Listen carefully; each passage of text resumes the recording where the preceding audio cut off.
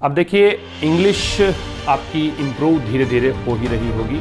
आपने जितना भी मेरे साथ पढ़ा है, जैसे मैं इसी वीक की बात करूं तो मंडे टू फ्राइडे 5 दिनों में आप जो भी पढ़ रहे हैं, जो भी इस वीक में आपने पढ़ा है, आप लगभग देखेंगे तो 50-60 वर्ड तो मैं एटलीस्ट मानता हूँ।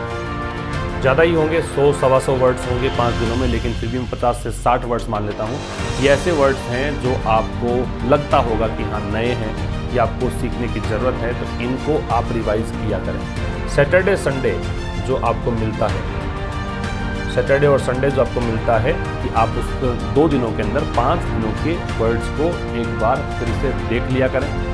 इससे क्या होगा, आप जब नए वीक में आएंगे, फिर से एडिटोरियल पढ़ना स्टार्ट करेंगे, तो ये 50-60 वर्ड्स में से 20-30 वर्ड आपको उन 5 दिनों में या आने वाले दिनों में फिर से रिपीट होते नजर आएंगे।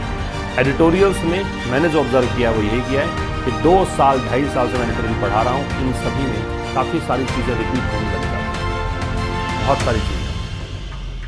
मतलब इतने ग्रामेटिकल कॉन्सेप्ट्स जो हैं वो रिपीट होते हैं, इतने वर्ड्स रिपीट होते हैं कि जब अगर आपने 1-1.5-2 साल एडिटोरियल पढ़ा तो निश्चित रूप से आपको चीज़ें भूलती भी नजर आएंगी, चीज़ें वहीं पर आनी शुरू हो जाएंगी जहाँ पर आवश्यकता नहीं पड़ेगी। आपको टेक्स्ट, इंग्लिश टेक्स्ट पढ़ने की हैबिट पड़ जाएगी और ये हैबिट आपको एग्जाम में कॉम्प्रिहेंशन में अच्छे मार्क्स दिलाएगी। तो अगर आप क्लोज टेस्ट, पैराजंबल और पैसेज जो किसी भी एग्जाम का इंटीग्रल पार्ट है, चाहे वो SSC हो, चाहे बैंक हो, चाहे NDA हो, चाहे CDS हो, चाहे CAT हो, ऐसे कोई भी एग्जाम की बात करें जिसमें इंग्लिश आती है, पूछी जाती है, वहाँ पे कॉम्प्रिहेंशन जरूर आपसे पूछा जाएगा। और कॉम्प्रिहेंशन जनरली नॉर्थ इंडिया की अगर बात करो, थोड़ा सा उनको लगता है कि बहुत मुश्किलें उनको आती है कॉम्प्रिहेंशन को सॉल्व करने में, कॉम्प्रिहेंशन अटेम्प्ट करने में।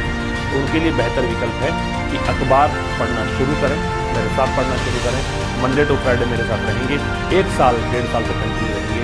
आपको इतनी हैबिट पड़ जाएगी कि आप जब चाहेंगे तब किसी टेक्स्ट को पढ़ने से जी नहीं चुराएंगे, आप बहुत आसान तरीके से पढ़ पाएंगे। इंटरेस्ट आपका पैदा हो जाएगा, वो इंटरेस्ट आपको आगे तक ले चल जाएगा। कॉम्प्रिहेंशन में मार्क्स अच्छे आ गए तो ग्रामर हम सभी की लगभग एक जैसी सी होती है, रूल्स रटा के जैसे करके इतनी प्रैक्टिस हम लोग कर लेते हैं कि मार्क्स आ ही जाते हैं। तो ग्रामर सबका एवरेज है, कॉम्प्रिहेंशन अच्छा कर लीजिए। और अगर आपने अखबार पढ़ा तो वोकैब भी आपकी और लोगों से ज़्यादा साउंड होगी। तो वोकैब अच्छी, कॉम्प्रिहेंशन अच्छा, और ग्रामर भी हम रट नहीं रहे हैं, सीख रहे हैं, एप्लीकेबिलिटी सीख रहे हैं कि कैसे उसकी एप्लीकेशन है, किस तरीके से उसको अप्लाई करना है, ये आप सीख रहे हो। तो ये सब चीज़ें आपको अच्छे मार्क्स दिलाएगी किसी भी कॉम्पिटिटिव एग्जाम्स में।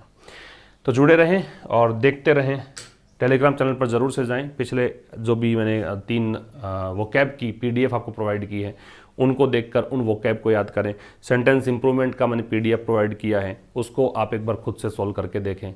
ये जो PDF मिल रही हैं, इनके वर्ड्स को देखें। जितना भी आपको स्टफ़ मिला हुआ है एडिटोरियल का या किसी और चीज़ का, और ऐसा नहीं है कि अभी 2-4 दिन का ही देखें, प्रीवियस बहुत सारे क्वेश्चंस मिल जाएंगे आपको। अभी हाल फिलहाल बहुत सारे क्वेश्चंस पर डे अपडेट वहाँ पे हो रहे हैं, तो ये सब देखोगे आप, और जो जो इंपॉर्टेंट चीज़ें उसको नोट करने की हैबिट डाल लोगे तो अच्छी इंग्लिश आपकी हो जाएगी। ठीक है, तो मिलते हैं चलो मंडे को इस सेशन के थ्रू, और उससे पहले जो भी सेशन आपका वोकैब का है या सेंटेंस इंप्रूवमेंट का है या कॉमन एरर का है वो पढ़ा दूंगा।